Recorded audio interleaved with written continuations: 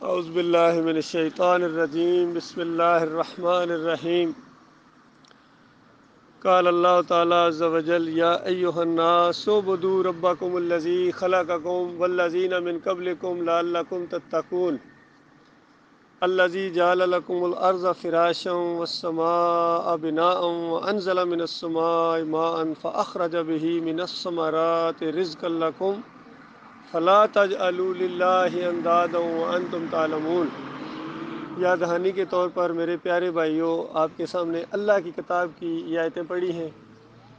بڑا سادہ سادہ ان کا ترجمہ ہے، آپ سمجھ بھی سکتے ہیں۔ اللہ تعالیٰ فرماتا ہے انسانوں، سارے انسانوں سے اللہ مخاطب ہے۔ قیامت تک آنے والے لوگ جو اس کو پڑھیں گے قرآن کو، اللہ ان کو بھی گویا کہہ رہا ہے۔ فرمایا کہ ہم نے تمہیں پیدا کیا ہے، تمہیں اپنی بندگی کے لیے پیدا کیا ہے، اپنی بندگی کے لیے پیدا کیا ہے۔ یعنی آپ کی ہر چیز کی مقصد ہوتا ہے کوئی نہ کوئی چیز۔ انسان کی جو پیدائش ہے اس کا مقصد یہ ہے کہ یہ اپنے مالک اور خالق کو پہچانے، اس کے فرما بردار بنے۔ جس طرح آپ جانتے ہیں فرما بردار غلام کیسا ہوتا ہے، فرما بردار نوکر کیسا ہوتا ہے، فرما بردار بیٹا کیسا ہوتا ہے، یہ دنیا کی مثالیں میں آپ کو دے رہا ہوں۔ لیکن اللہ کا معاملہ تو یہ ہے کہ ہم اس کے عبد ہیں۔ اللہ تعالیٰ کا رشتہ جو انسانوں کے ساتھ ہے وہ خالق اور مخلوق کا ہے، اور یہ بہت پیارا رشتہ ہے۔ یاد رکھیے، دیکھیے ہم اپنے سارے رشتوں کو پہچانتے ہیں، چچا ماموں ماں کو پہچانتے ہیں، باپ کو پہچانتے ہیں، اور اگر نہ پہچانے، مثال کے طور پر یہاں بحرین میں ہے، کوئی آپ کا چچا ماموں آپ کے قریب سے گزرے، آپ اس کو دیکھیں بھی نہ، حالانکہ آپ نے کوئی اس کی توہین نہیں کی ہے، لیکن بعد میں وہ کہے گا پہچانا ہی نہیں، ناراض ہوگا آپ سے، پہچانا ہی نہیں، وہاں جا کے اتنے تم ہو گئے اپنے شیخ بن گئے کہ کیا بن گئے، پہچانا ہی نہیں مجھے، یا وہاں سے واپس آئے پاکستان میں آ کے سامنے آئے آپ پہچانا ہی نہ، کتنا ناراض ہوگا۔ حالانکہ آپ نے کوئی توہین نہیں کی ہے، کوئی گالی نہیں دی، کوئی نقصان نہیں پہنچایا، صرف پہچانا نہیں ہے تو وہ ناراض ہو گیا آپ سے۔ ایسا ہی ہے نا؟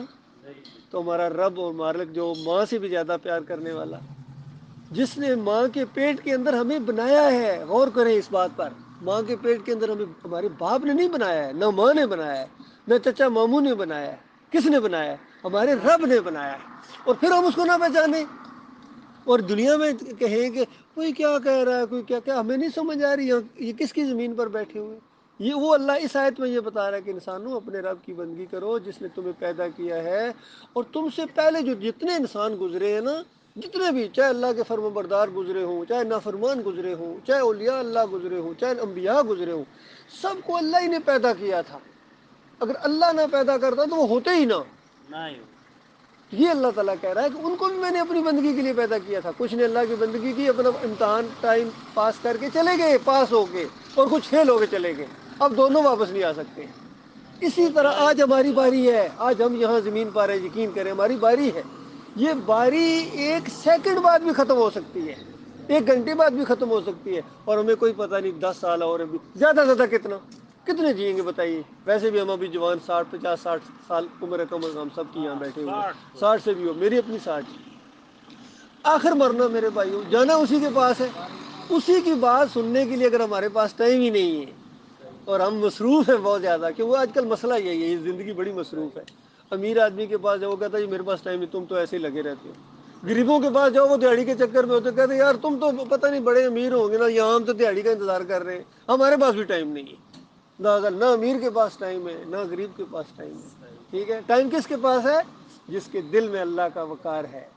جس طرح ہمارے بھائی نے ابھی کہا، کتنے جوش سے کہا، اللہ ان کو اس معاملے میں سچا رکھے اور مجھے بھی ایسا بنا دے۔ انہوں نے کہا کہ 24 گھنٹے اللہ کی بات ہونی چاہیے، 24 گھنٹے۔ الحمدللہ، انہوں نے کہا کہ 24 گھنٹے اللہ کی بات ہونی چاہیے، ہر لمحے، کیونکہ ہر لمحے اسی کے احسانات ہیں۔ تو یہ بڑی خوشی کی بات ہوتی ہے کہ اللہ تعالیٰ نے یہی نشانی بیان کی ہے قرآن کے اندر۔ اگر یقین کرو، کافر مشرک اور مومن کو پہچاننا ہے نا، مثلا کسی کے چہرے پر تو نہیں لکھا ہوتا نا، سادہ سی بات ہے، یقین کریں، بالکل اتنا سادہ کلیہ اللہ نے بتایا نا مومن اور کافر کو پہچاننے کا۔ جو جس طرح سنار کے پاس آپ جاتے ہیں، اس نے کسوٹی رکھی ہے، جیسا سونا لے کے جاتے ہیں ایسا ایک دم ایسے کرتا ہے تو اس کو پتہ چلتا ہے کھوٹا یا کھرا ہے۔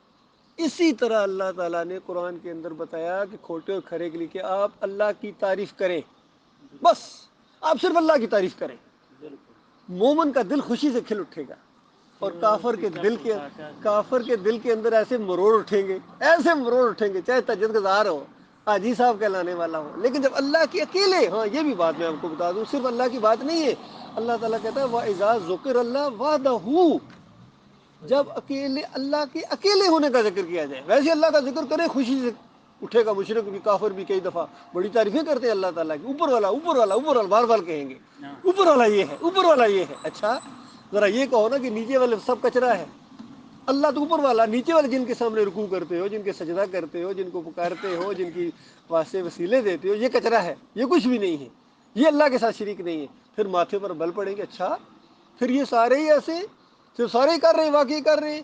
اب ہندوؤں کو، سکھوں کو، عیسائیوں کو، یہودیوں کو ہم کیا گلا کریں، ہمارے اپنے جو لا الہ الا اللہ محمد رسول اللہ پڑھنے والے، اللہ کی کتاب ان کے پاس، قبلہ ایک، اللہ کو مانتے کہتے ہیں مانتے ہیں، لیکن اللہ کے علاوہ کتنی درگاہیں ہیں، کبھی سوچا آپ نے؟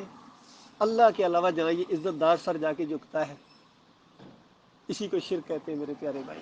یہی چیز اللہ تعالیٰ من کر رہا ہے کہ دیکھو زمین میں نے بنائی، آسمان اللہ نے، یہ دعائی کر رہے ہیں اللہ ہمیں ہدایت دے، اللہ ایمان خالص کی طرف لے کے جائے، یہ ہے ایمان خالص۔ جو جانا جائے، میں بات تو کرتا رہوں گا، یہی دعا ہے میرے پیارے بھائیوں۔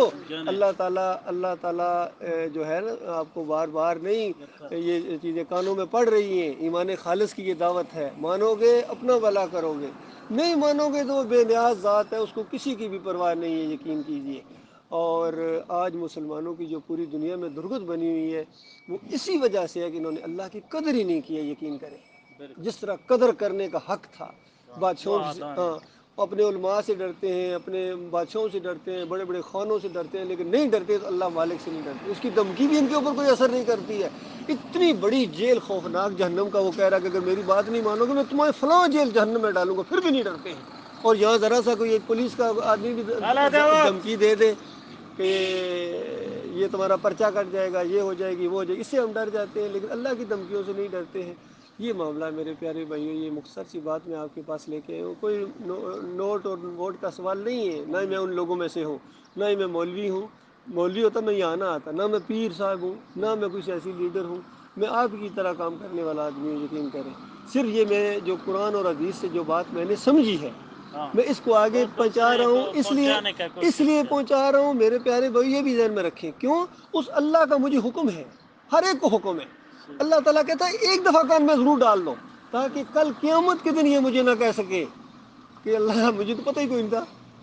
تو یہ جب جہنم کے اندر جہنمی جا رہے ہوں گے نا، تو دروازے کے اوپر فرشتے کہیں گے جہنمیوں کو، وہ کسی نے نہیں بتایا تھا یہ کہ ایک دن، یہ دن بھی دیکھنا پڑے گا تمہیں، اللہ کے علاوہ دوسروں کو اب مدد کے لیے آئے نا، تمہارے کیوں نہیں آتے ہیں؟